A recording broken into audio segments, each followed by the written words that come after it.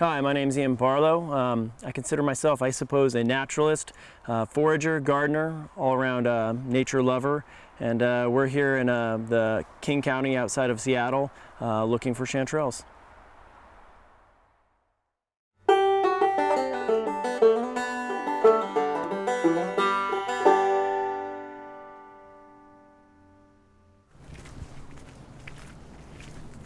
Here we have salmon berries growing. These provide a lovely fruit, and in the early spring, a bright orange berry. Right now, they're kind of going to pasture. This here tree is a Douglas fir, and these trees here are what the chanterelle mushroom actually forms a symbiotic relationship with, and they grow attached to the roots of the tree.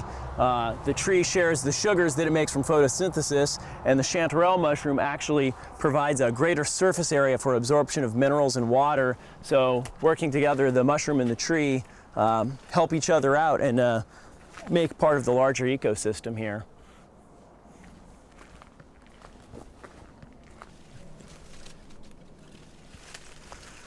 Just noticed this lovely specimen of devil's club, which, despite the name, which it earns by its rather fearsome spikes on the stalk here, was one of the most potent medicines in the Native American pharmacopoeia in this area, and it's a really lovely plant. It's related to the ginseng that's used in Chinese medicine, and they used it for all kinds of purposes, from making face paints and powerful medicines to cure all kinds of diseases. So it's a plant that doesn't always recover very well. So seeing it in this forest is a good sign, because it means that there's a healthy soil ecosystem here. So this plant can return and hopefully spread throughout this area. Mostly, I organize things for people who are really interested. I take them to some places like here, where it's a forest, that they can come and learn about what it takes to observe your environment and then make a decision, like picking a mushroom that you're going to consume safely, because it can be a dangerous occupation. The kid from Into the Wild, he ate the wrong plant. He thought he had a tasty, nutritious plant, and he poisoned himself, and he died from it. So it's not for everyone, and you definitely want to start slow and start with safe, easy mushrooms. This is one that is recommended as one that you can learn easily, but if you have someone you can go with your first time, it's always recommended. You can see two mushrooms, and if they're both here growing out, if they're growing together like so, you might, if you didn't know better, you could easily pick them both and throw them into your bag, and you might get lucky enough that they're not poisonous, or you could die. So one should always have caution with foraging, and especially with foraging mushrooms.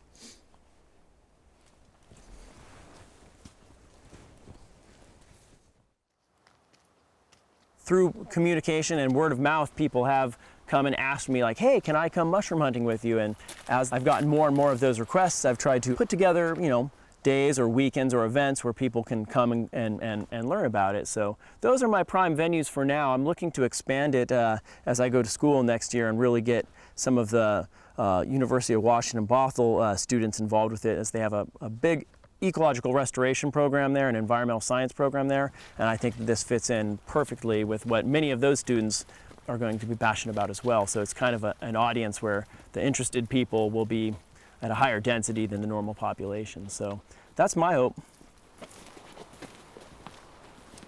One thing that Ian's teaching has done for me is it's really shown that the earth is what nurtures us. And I've been told before that we will protect that which we believe nurtures us. And for most people growing up in our generation,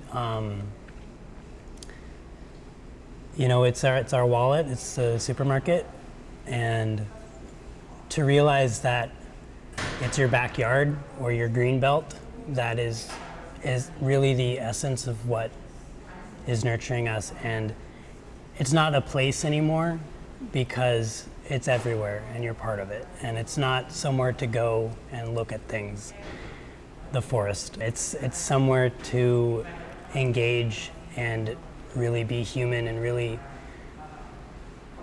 it's love. I mean, and a good way to describe it is just you end up truly loving your world, because you see that the world is giving you life. Not only do our lives depend on the world, but the world depends on us to be curious about it and constantly engaged in it and be a part of it more than just walking around on it.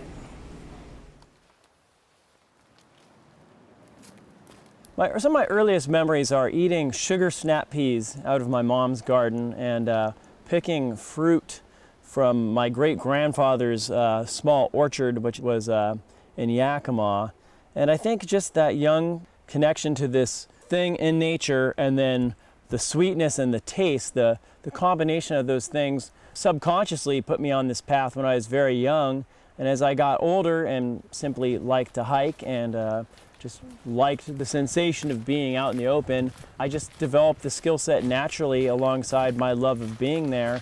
And it's only enhanced my love of being out here by being more familiar with what here is, with the ecosystem transition and the ability to gather sustenance from the wild.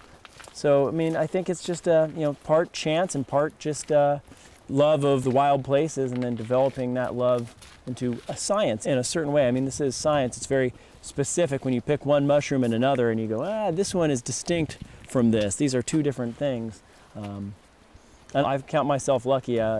Many types of knowledge go out of date. But once you learn the forest and once you learn to forage, they might change the Latin name on you, but you still know that plant. Just because someone changes the name of it doesn't take away from your familiarity with what it is as a plant. And so, once you learn it, you take it with you through your whole life. And I really appreciate that fact about foraging and about knowledge of wild plants, wild animals, wild anything.